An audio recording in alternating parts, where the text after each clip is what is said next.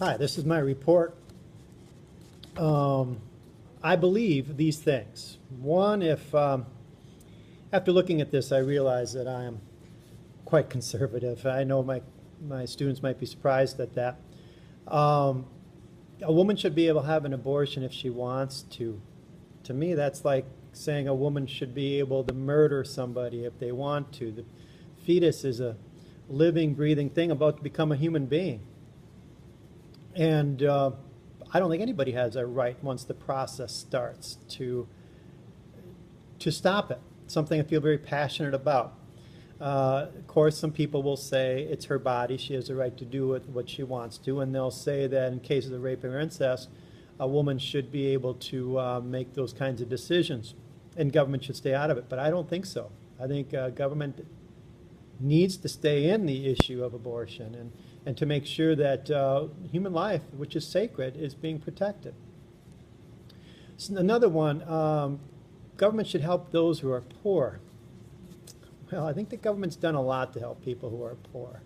The poor need to get off their bottoms and get a job and work hard like anybody else. Everybody in America has an equal opportunity. You have equal opportunities to get a good education. You can open up a book, you can read a book, you can work hard, you can study. If you work hard and willing to start at the bottom and work your way up and have a good attitude and show up every day, you're going to be successful in America. It's a guarantee. The government doesn't need to step in and help people who are poor. The poor need to help themselves and quit relying on government assistance. Now, critics of my idea here would say that maybe there aren't enough jobs, or that some people are working and are still poor. Good points. I think those are points to consider. But I think overall what we have is we're depending on a culture of dependency where people don't think they can do things on their own. And we need to break that cycle. And so people need to get going. Another issue that I feel strongly about, and again points to my conservative roots. I believe that marijuana should never be legalized. It's a drug. It's a drug that's potentially dangerous. And if people start doing marijuana and walking around smoking marijuana cigarettes now, like they are likely to be able to do in 2 states, it's going to be it sends a bad message to everybody. And drugs are bad, and we need to stop it. My critics will say that, of my point of view, they'll say that drugs aren't. Marijuana is potentially, no one's died from it, and no one's you can't overdose, that kind of thing, and it's a safe drug, and it can be used for medical reasons, but there's drugs that can be used in its place. And so what? No one's died from it, but technically overdosed from it, but people get in car accidents all the time, and it's a gateway drug, and it leads to bigger drugs, and I just think it's unhealthy. People should be able to be free to join whatever religious cult they want to. Now, the cult word makes it seem really, really strange, but really and according to what I believe,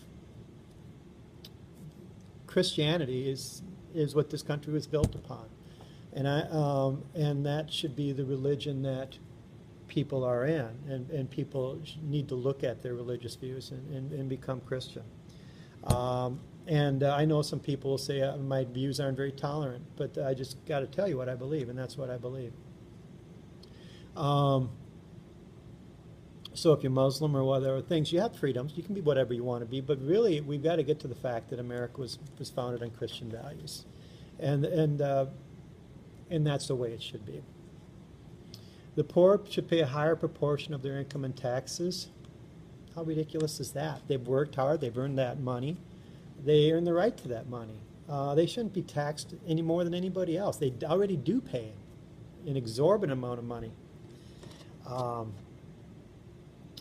in taxes. They contribute a lot to the economy that way. They're the job creators. The more you tax them, the less money they're going to have.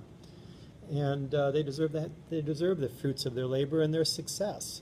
Why do we tax success so much? And so I disagree. The poor should pay no taxes. If you live in America, you should have to pay taxes. And I know my critics will say, well, there's sales tax and they can't get around that. True. And they should say that the rich also have enough money to be able to do that, to pay more in taxes and to provide for others. I don't think that argument is a good one. They're already paying a lot, and if anything, if they pay less in taxes, it will stimulate their spending, and it will stimulate jobs. And again, these are the jobs creators. They're the people who are going to do all those things. The poor, again, should pay no taxes if you're receiving government services, if you're using the roads, if you're using the schools, if you're using health care, if you're being protected by the military. All these things are necessary to run a country as great as the United States. So I'd say no. The poor shouldn't get off. They should. I think they should have to pay maybe a smaller proportion, but they shouldn't get by scot-free. The statistics show something like 49% of Americans. Again, this video will surprise my critics because I have to come out for this assignment and say what I believe, and I'm showing you what I believe in. The other thing, it isn't on this list, I don't think, but something I do believe in is immigration. I think we've got way too many people in this country, and we need to close off the borders. And if you're here illegally, you need to be sent back. No apologies there for me. A couple other topics dealing with foreign policy we touched upon in class. Ferguson, the rioting there, caused perhaps by the shooting of an unarmed black man who was 18 years old. That's caused a lot of consternation in the country. But I think what we have here is a rush to judgment. Everybody's assuming this police officer is racist and shot him dead unnecessarily. Well, we don't know that. What do we know? We don't know. It's up to time, and it's up to the courts to decide what kind of person this is. But this was a large, imposing black man, and I believe he's 6'4", 290 pounds, and I think there was an altercation. There was a fight before the shooting, so it could be self-defense. And we seem to turn so many things into race issues. I realize in Ferguson, Missouri, that there's a disparity between the number of blacks who are in police force. There's very few compared to the number of white police officers. But there might be really good reasons for that. It may not be institutional racism or anything like that.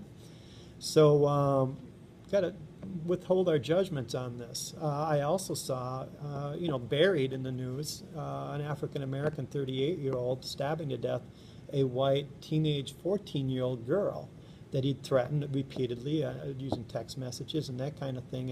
And yet you don't seem to hear about that in the news. Maybe there isn't, maybe there's racial disparages there. The other issue that we want to talk about is the job President Obama is doing with ISIS. ISIS is a group that's organizing in Iraq and Syria, and they seem to be pretty set on causing some problems there. President Obama has to get a little tougher. He should learn from some other great presidents like George W. Bush that the United States isn't going to be messed with, and they're going to have to be a little more assertive here. And, I think people will criticize President Obama for being a weak president, and I think some of the polls are pointing that out, that they don't like what he's doing.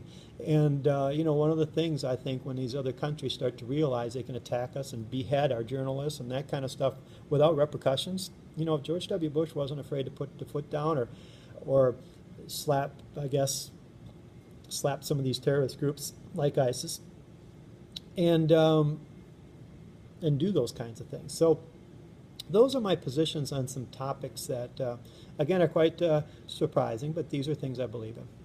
Thanks for listening.